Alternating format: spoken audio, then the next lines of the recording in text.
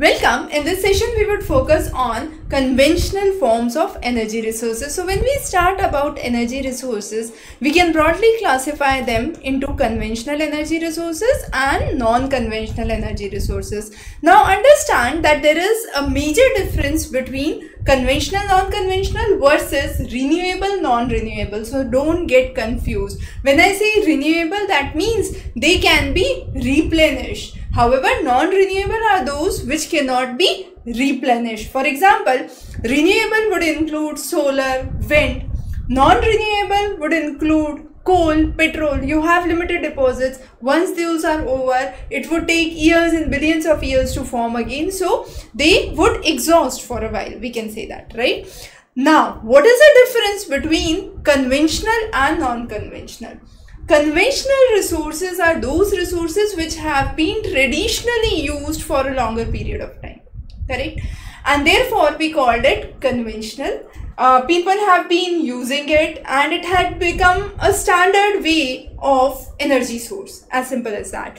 However, non-conventional are those which have been recently discovered or have been seen in the past few years. Now, mostly it happens that the non-renewable sources of energy fall under the category of conventional and renewable fall under the category of non-conventional because we have discovered the renewable forms of energy later as compared to the traditional forms of energy, which is coal, gas, petrol, oil, right? So that is a broad mental setup, we can say. But let me take an example of hydel power. What is hydel power falling in which category? Hydel power is a renewable source of energy, but it is a conventional source of energy because it has become a standard source of energy which has been utilized or has been used over a given period of time, correct?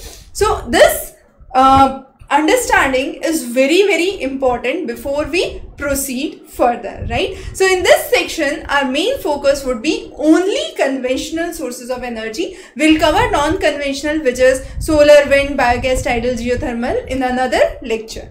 Now, under conventional, what are the standard forms of conventional?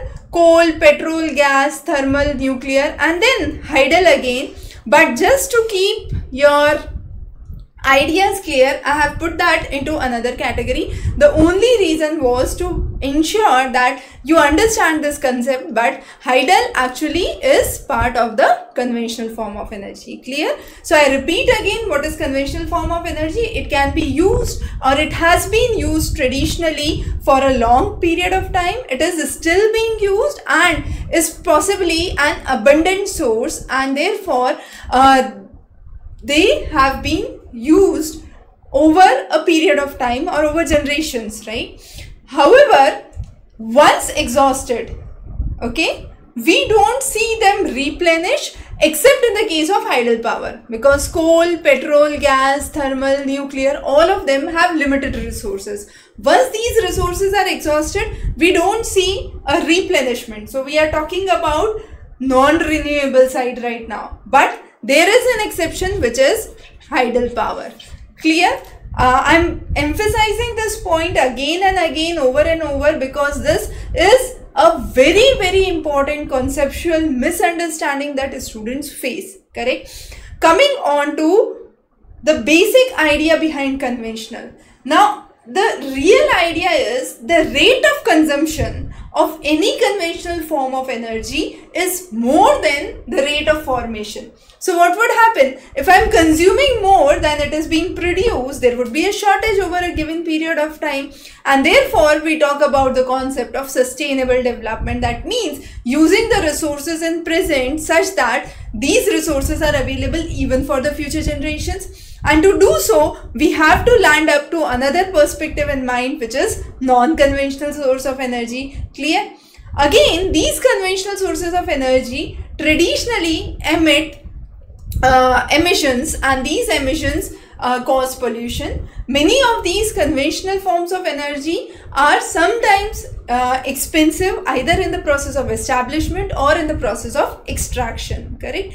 Also, of the total power consumption, if we say, what is our dependence? Let's look on to that figure. So if I keep a flow chart here or a pie chart here, I would say more than 40%, around 39% is petroleum, 23% around is coal on which we depend, 24% is gas. So this conventional forms a substantial portion. I'm not just stopping here. I have other forms. For example, nuclear, you would have 8% around, which is seen for nuclear energy. And then there is a very small fragment. So my divisions have gone wrong, right? So I have to make it 100. So now I'm left with just 6%. So possibly let me redraw. Okay. So this is around 39%, 23%, 24%, 8%, which is nuclear, 24% which is gas, 23% which is coal, 39% which is petroleum, and merely 6% as of now which is renewable source of energy.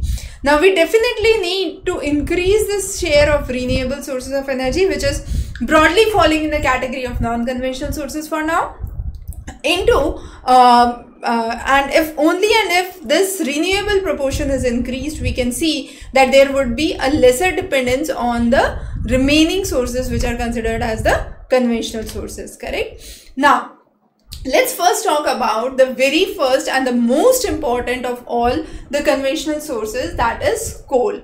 What happens? The dead and decaying animal and plant waste or material gets deposited in layers over years and years and millions of years of this deposition. We would see that these turn into what is called as coal.